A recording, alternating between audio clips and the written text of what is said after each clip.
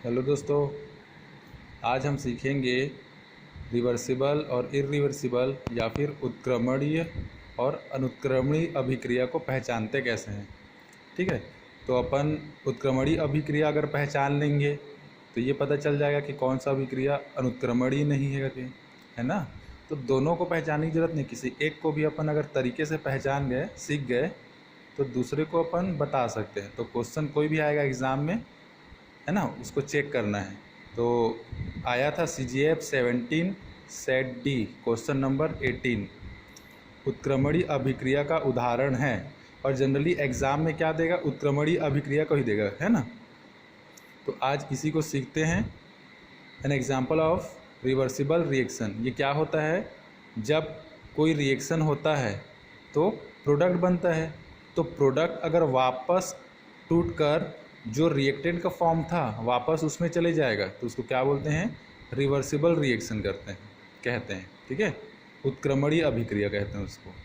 तो देखो क्या था, ये क्वेश्चन था मतलब ऑप्शन था ABCD, तो ये सब थे। एक बार चेक कर लेना है ना भाई, ये सब के वाले सेट डी क्वेश्चन नंबर 18 है।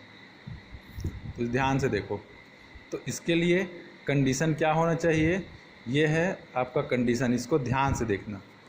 रिवर्सिबल उत्क्रमणीय होने की शर्त, दोनों तरफ के कंपाउंड आयनिक होते हैं। ठीक है, दोनों तरफ के कंपाउंड क्या हो, आयनिक हो, तो वो ज़्यादातर क्या होता है, वो उत्क्रमणीय अभिक्रिया रहता है। सेकंड क्या है, कंपाउंड, दोनों तरफ के कंपाउंड है ना, सिंपल स्ट्रक्चर में अगर हैं तो भी क्या रहता है, रिवर्सिबल रिएक्शन का एग्जाम्पल हो सकता है वो।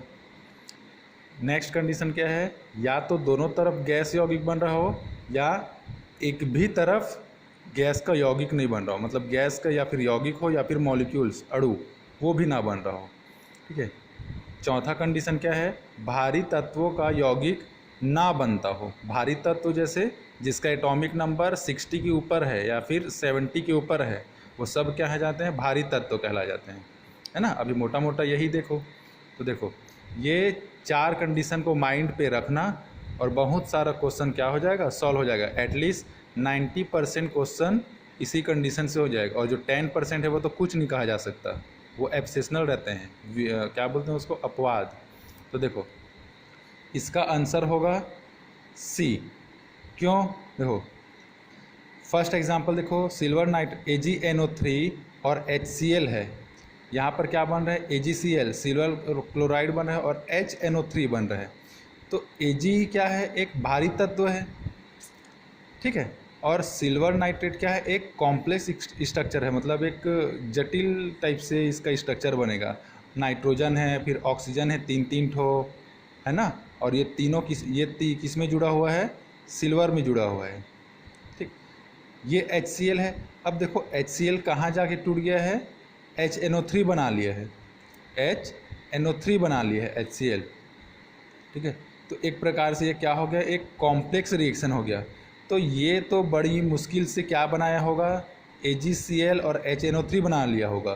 तो ये वापस टूट के ये बनाने का कोई पॉसिबिलिटी नहीं है, क्योंकि देखो यहाँ पर भारी चीज़ टूट कर ईजी बना लिया है, तो ये वापस ईजी टूट कर भारी थोड़ी बनाएगा।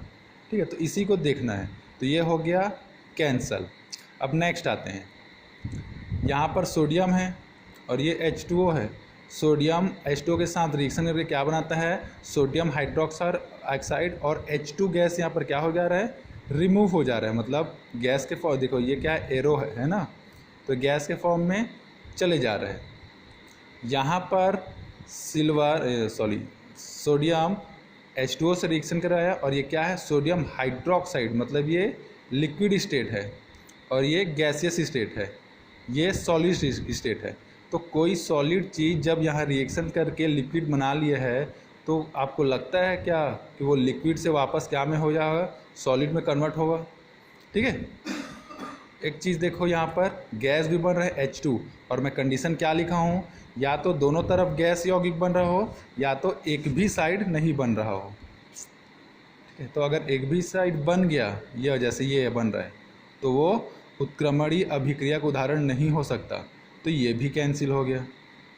अब नेक्स्ट है सोडियम हाइड्रोक्साइड और CH3COOH, ये क्या है, एसिटिक एसिड है ना। तो देखो ये क्या करता है, एसिटिक एसिड का सोडियम का एसीटेट बना लेता है, मतलब सॉल्ट है ये, और ये H2O, तो सोडियम हाइड्रोक्साइड जल्दी टूट जाता है। CH3COH ये H+ आयन देगा और किसके साथ कंबाइन हो जाएगा, NaOH के साथ, और यहाँ पर H2O बन जाएगा। H2O भी क्या में टूट जाता है, प्लस माइनस में टूट जाता है, तो यहाँ पर NaOH भी प्लस माइनस में टूटेगा, CH3COH भी प्लस माइनस में टूटेगा, ये भी प्लस माइनस में टूटेगा, H2O भी प्लस माइनस में टूटेगा। ये सब क्या होते हैं, एक बार टूटेंगे, एक बार जुड़ेंगे, एक बार टूटेंगे, एक बार जुड़ेंगे, तो वापस इस तरफ जाएगा रिएक्शन होकर, वापस फिर इस तरफ चले जाएगा। तो ऐसा होते रहता है, इसलिए ये किसका एग्जाम्पल हो गया है, उत्क्रमणीय अभिक्रिया का एग्जाम्पल हो जाएगा। नेक्स्ट देखो, यहाँ पर तो सिल्वर नाइट्रेट था और ये क्या है, लेड, सीसा बोलते हैं जिसको, है ना। इसका एटॉमिक नंबर होता है 82, परमाणु क्रमांक 82 होता है। तो ये तो खुद कॉम्प्लेक्स है, ये खुद भारी तत्व है और ये दो ठो NO3 के साथ जुड़ा है, ठीक है।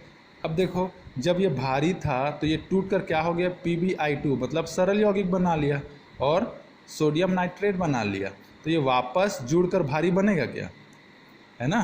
तो ये चारों को कंडीशन को अप्लाई करते रहना और ये सब क्वेश्चन बन जाएगा, ठीक है। तो मेरे ख्याल से कुछ तो हेल्प हुआ होगा। इसमें से सिर्फ एक क्वेश्चन आया था, 2016 के CGF में एक भी क्वेश्चन नहीं आया है ना। ये तो CGF 17 में आया था ये। तो अगर कुछ क्वेश्चन आता है भूले भटके तो इस टाइप से उसको बना सकते हो, 90% क्वेश्चन इससे सॉल्व हो जाएंगे। तो इसको अच्छे से देखे रहो, ये कंडीशंस को पूरा, ठीक है, और प्रैक्टिस करना। और अगर किसी क्वेश्चन में कुछ डाउट होगा या फिर ऐसा कोई क्वेश्चन जो इस रूल से ना बनता हो तो मुझे कमेंट करना, ठीक है। चलो, थैंक यू।